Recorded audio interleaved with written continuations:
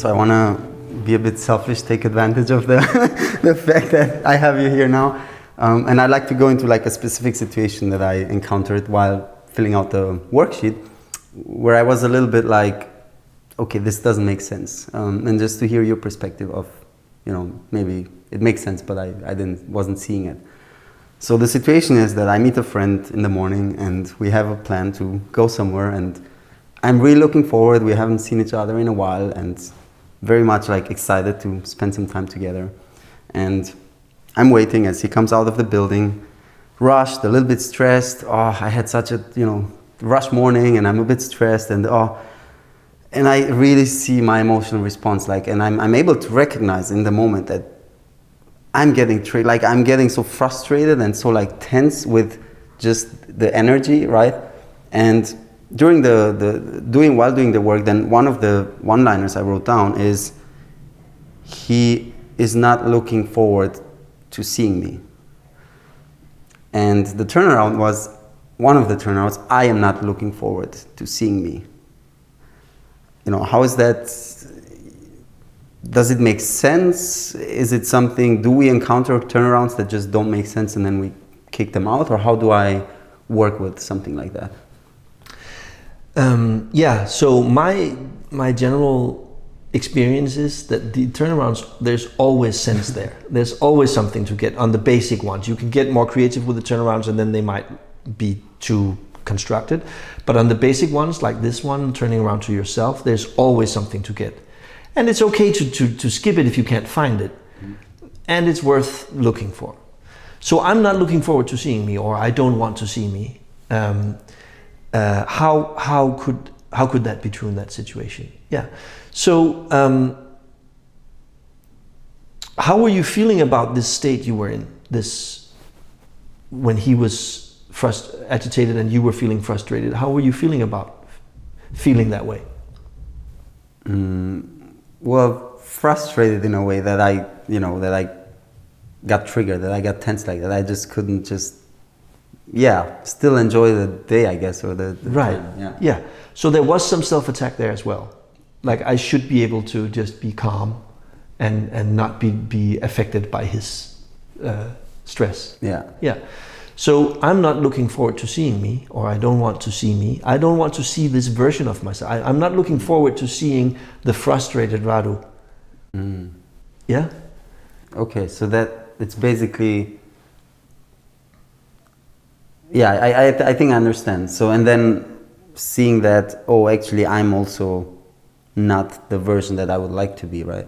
Yeah. And you have opinions about that version, and you're not looking forward to seeing him because he's going to show up in your life again and again. Yeah. Yeah, and it's very different to meet him with, oh, there you are, sweetheart. Oh, you're really stressed out and frustrated, huh? Should we sit down and breathe? Or like, I shouldn't be like this. Why is he making me feel this way? All of that. That's two very different ways to meet yourself. Yeah. One is kind and loving, and the other is trying to make yourself right by making yourself wrong, which is always painful. Yeah. So that's one example of you not looking forward to seeing yourself. Your projection on him is that he's not looking forward to seeing you. And you don't know, of course, that that's true. I assume you didn't ask him. No. So this is you guessing that he's not looking forward to seeing you. And so, like I sometimes like to say, no one is we walk through the dark forest, right? And we say we are afraid of the dark. But actually no one is afraid of the dark. What we are afraid of are the projections that we put on the dark. For some, it's the mass murderer, the rapist, the ghost, the vampire, the accident. So actually the dark is just this blank canvas that we project our fears into, and then we scare ourselves. Yeah. So in this case, his behavior is also a canvas. You could have projected a lot of things on him, like he's not enjoying his job, or there could be many reasons for this behavior. Your interpretation is he doesn't want to see me. He's not looking forward to seeing me. But that actually comes from you. Like in the dark forest, it's a vampire, it's not a ghost, or it's a rapist, it's not a. So the reason why you project that on him, or that story about him comes from you. So you are not looking forward to seeing yourself. There must be something, like you have some sort of story deep inside, a fear that he doesn't want to actually see you. And you're putting that on him. If we asked him, he might have a completely different story about what was going on. It's actually very likely. Yeah. And it could be that it's true, your story is true, but it's also very possible it's something else. But for you, you chose that story. So the inquiry could be to look at, like, how am I not, like, why do I come up with that fear? And there will be some stories, but well, it's because I'm not really that interesting for him. Or, whatever it might be, right? He has other friends that are more fascinating than I am. And that's a story you have about yourself. So you're not looking forward to seeing you. You're looking at yourself through his eyes and not looking forward to seeing that guy because you have a story that guy is boring or whatever it might be. So that's another example of how that turnaround could be true if it resonates, of course. No, it does. And I think, this depth, I think that's something, at least for me, it's not something I was able to get through, I think, now that I'm still quite at the beginning with the work. So I really see, like, also where some guidance, of course, would be good, but really getting to this depth of, like, okay, what's the story behind me projecting into him? I think it takes some practice. And that could be a whole. So that's what I call it the door in the floor. It's like, I think I've uncovered everything, and then I just go, oh, there is a door here. I wonder where that leads, and then I open it, and then there's just a whole new layer of something underneath. In this case, it could be the opening to looking at how do I actually perceive myself as a friend or something, and then that would deliver new worksheets and new work. And I want to say, especially in the beginning, this is the hardest part, right? The turnarounds, the creativity around actually discovering what's going on for you. That's where it's hard, because the others, is it true? Yes, no. Anyone can answer that. Can you absolutely know it's true? Yes, no.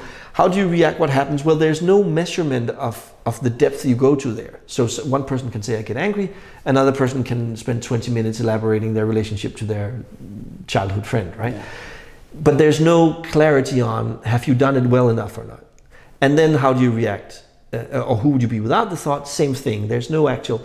But when you get to the turnaround, it's like, come up with 3 examples. And suddenly you can measure, that you can quantify, am I actually reaching this goal or not? And that's when you meet okay, I can't come up with anything on this one, and I'm supposed to. I can't just move on here. I'm supposed to. The trick is, if you have difficulties finding examples in the turnarounds, you need to go deeper in question 3. How do you react? What happens when you believe that thought? Because it's in there, it is. So for example, in this one, if you had gone deeper in question 3 with these examples that I gave just now, you would have seen how you respond to yourself when you're frustrated, right? That's actually in question 3. As well as you could have seen how you see yourself, perceive yourself through his eyes, and how you put yourself down through his eyes. That actually could come up in question 3 if you're sensitive and thorough enough and take the time and all of that. And then it would just be handed on a silver platter for the turnarounds. So the time to actually come up with the material for the turnarounds is not at the turnarounds, it's at question 3 and 4 and in the meeting between those 2. And that's what you gradually get better at when you do this work. You get better and better at noticing nuances and details and little subtle movements in yourself and little images that just fly past and stuff. And as you get more sensitive to that, you get much more material and the turnarounds just become obvious. Until then, it can feel like a walk in the desert sometimes with those turnarounds. And that's why I say it's okay to move on. You just haven't, there's something you haven't seen about this problem yet. That's okay, you're new to it. But I won't support the idea that there can be turnarounds where there's nothing there. There's always something there, in my experience. And it can take some looking for it. And in the beginning, sometimes we just can't find it without having the support of someone who has more experience. And yeah. Okay, yeah, no, that makes sense. So it's a more practice.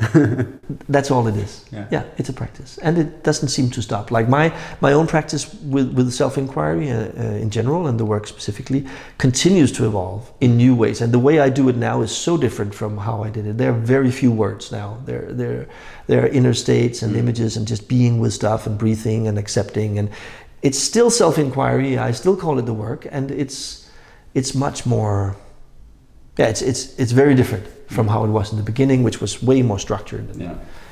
And both things are great. Yeah. Yeah, nice.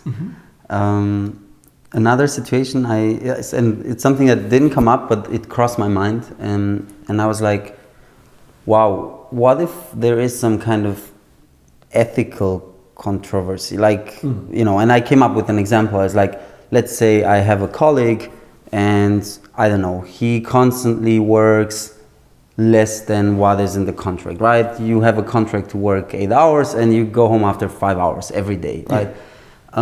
And for me, that's kind of almost like an ethical question of like, you know, there are some morals, some you are, and then one of the one-liners is like, he should work as much as he gets. He should work 8 hours.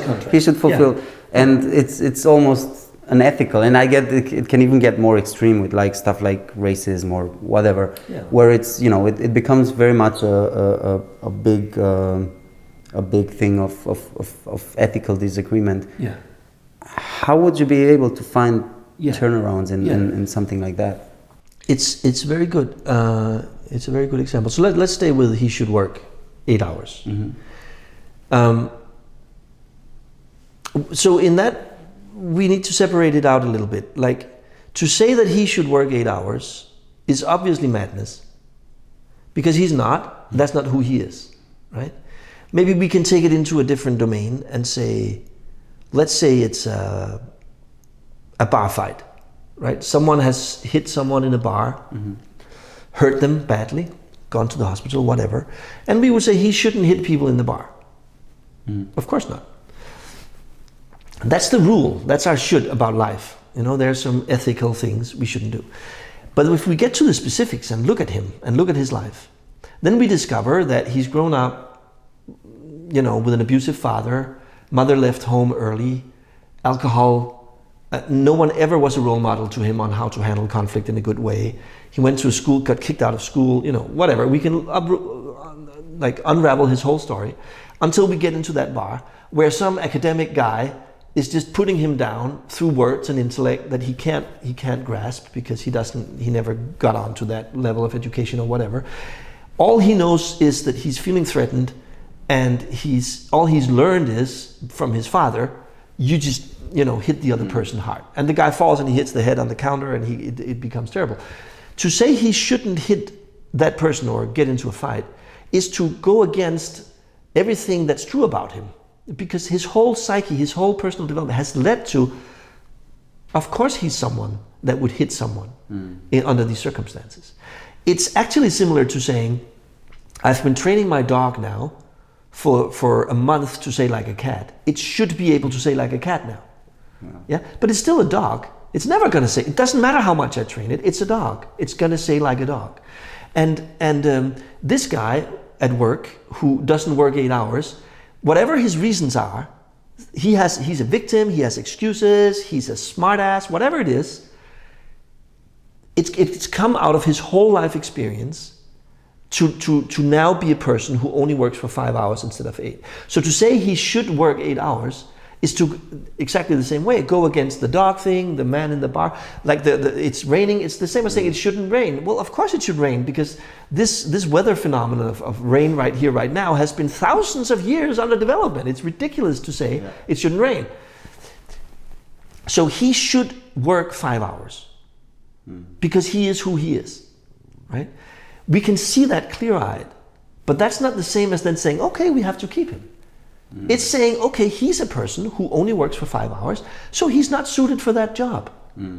So we're going to sit down with him and say, you know, I noticed you only worked 5 hours yesterday. That doesn't work. You have to work 8 hours. And the guy says, oh, yeah, I have to go. It was difficult. And we might be in the mood where we say, okay, sure, good. You know, do it. Yeah. Then the next day he only works 5 hours again. And we sit down with him. We're like, I told you yesterday and you did it again. No, it was the kindergarten and blah, blah, blah, blah, blah, blah, you know. And if we are very patient, we'll go, okay, sure. And at some point it's like, okay, I really get that you want to work 8 hours. And I just notice time and time again, you only work 5 and your contract says 8. So you're not the guy for this job. I love you. You're a good guy. And I'm going to say goodbye to you now. We don't have to be upset. We don't have to have ethical things. He's just a human being like everybody else. He has this particular thing that for whatever reason in his history, he only works for 5 hours. He can't do 8. Okay, I can love him. And I can also see with discernment that he's not the right person for this job. So I'm going to set him free to find a job that's a 5-hour job, and then get someone else in who is an 8-hour kind of person. Yeah. And this is how we can relate to the guy, who's beat the guy in the bar. It's the same thing. It's like, I have compassion. I understand that you're someone who beats guys up in bars, but it also means that we can't have you in bars. Because until you learn this, there's a problem.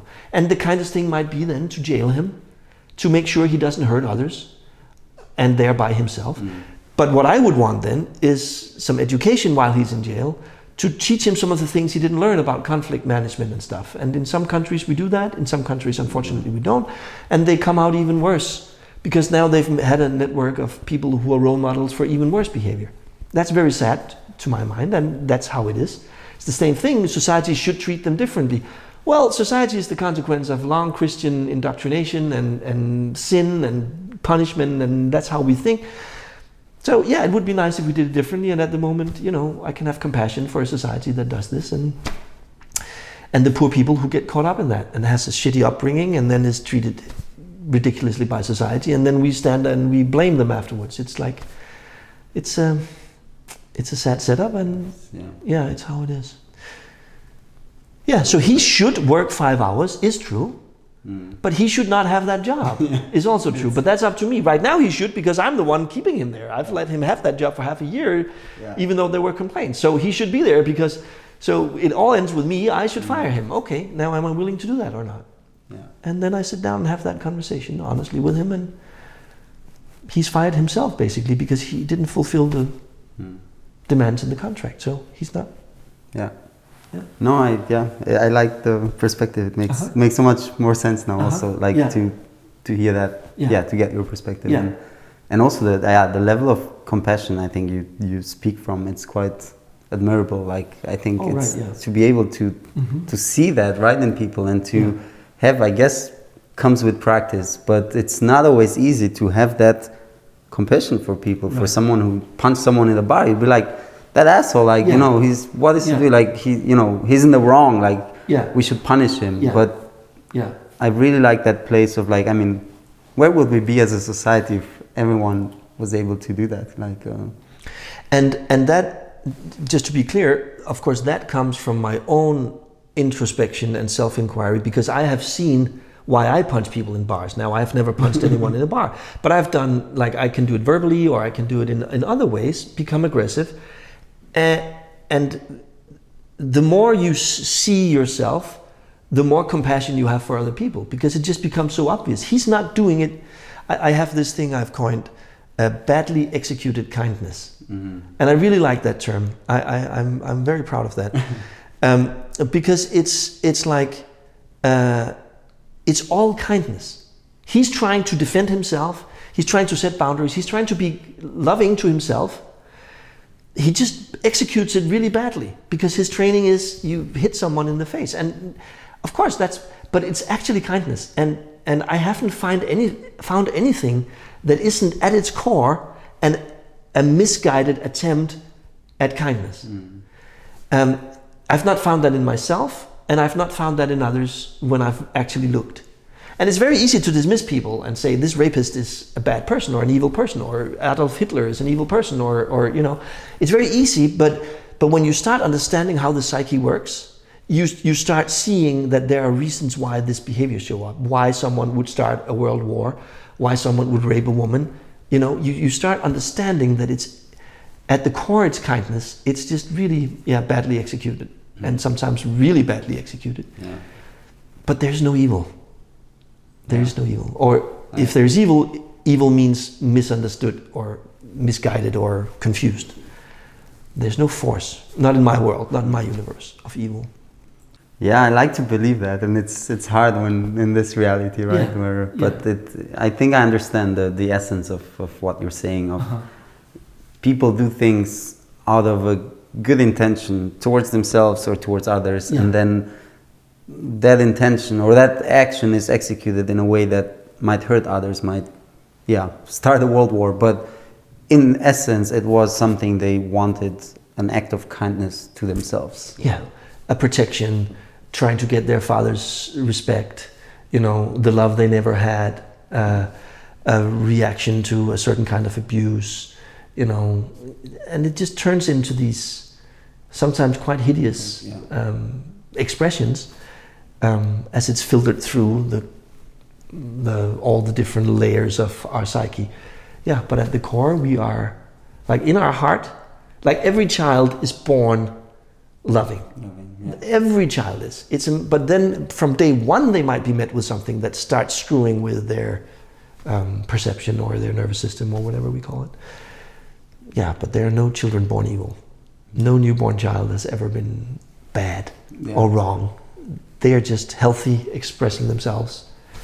And then we start molding them. And sometimes we mess that up. Mess them up. Yeah. Gabor Mate, I'm very fond of Gabor Mate, and one thing he says that I like, he says, your mind creates your world, but first the world creates your mind. And I like that. Wow. Yeah, I like that. It's true that our mind creates the world, and we can blame ourselves for why am I making this stupid world, but don't forget, first the world created your mind, and there's some cleaning up to do before the world that you then create with your mind is a kind world. Yeah, because if you've grown up under difficult circumstances, you were created, your mind was formed in a certain way, and you have certain ways. Yeah. I like that. Yeah, me too. Quite powerful. It's beautiful. It takes some. Yeah, it's compassion. It's compassion for ourselves. Yeah. Wow. Notes. Yeah. Good.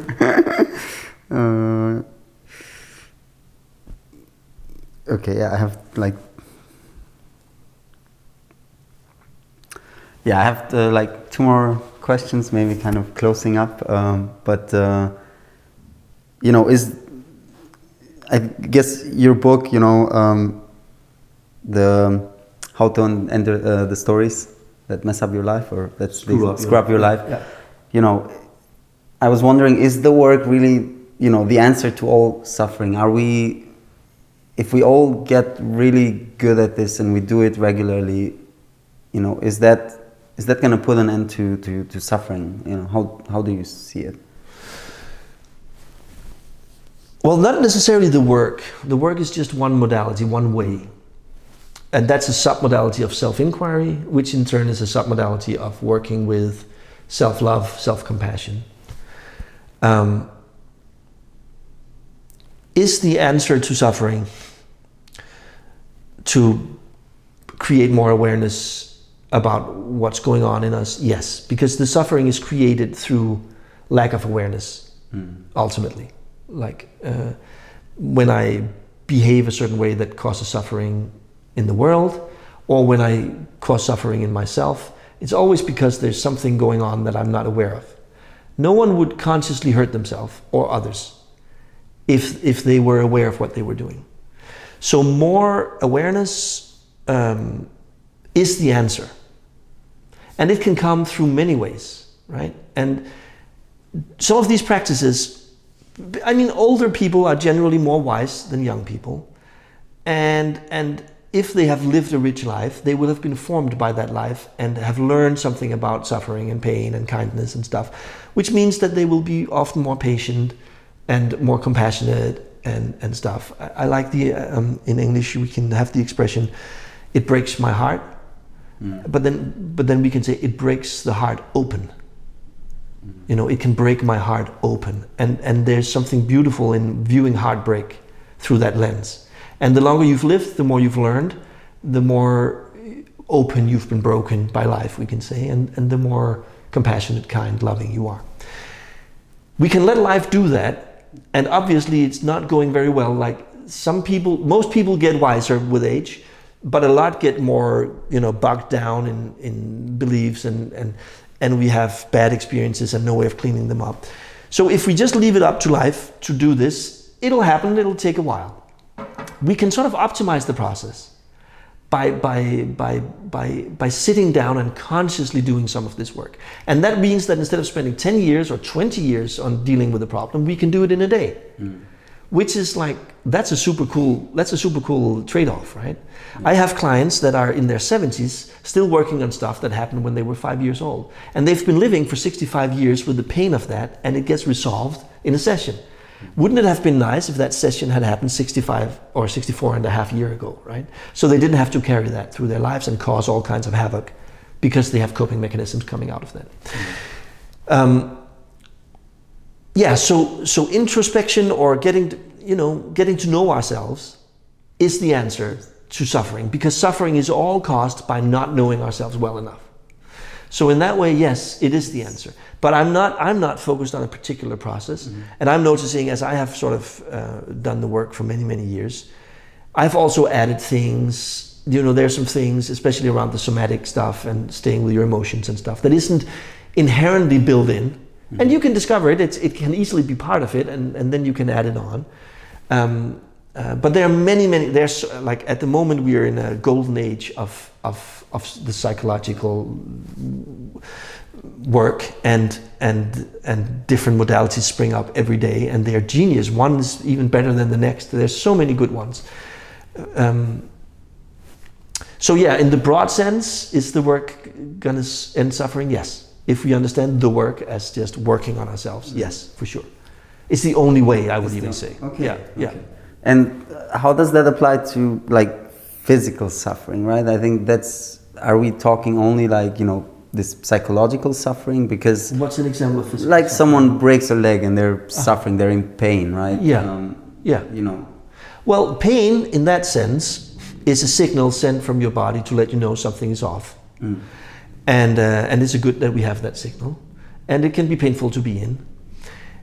And suffering is that you put something on top of that pain, which is, oh, poor me, and now I can't go to the prom next week, and now I can't go to the football match, and I should never have crawled on that ladder anyway, and why did he tell me to get up there, and he's also stupid. That's storytelling on top of the pain. The pain is just a signal. The storytelling is the suffering, and I would say it's 90% of the suffering that happens when something painful happens. So we can take away 90% there and just be with the pain. And then once we have clarity with that, actually what can happen, and people in constant pain can attest to this, when there are things you can do with your mind in sort of really meeting this pain signal and being with it, that will make it into just a sensation rather than something to deal with, right? So even physical pain, like, first of all, what we call physical pain, I would say 90% is still just mental suffering, right? So we can throw that out. But even the pure physical pain, it takes work, and it requires that. I mean, if I broke my leg, I'm not sure I would be willing to do all that, make all that effort.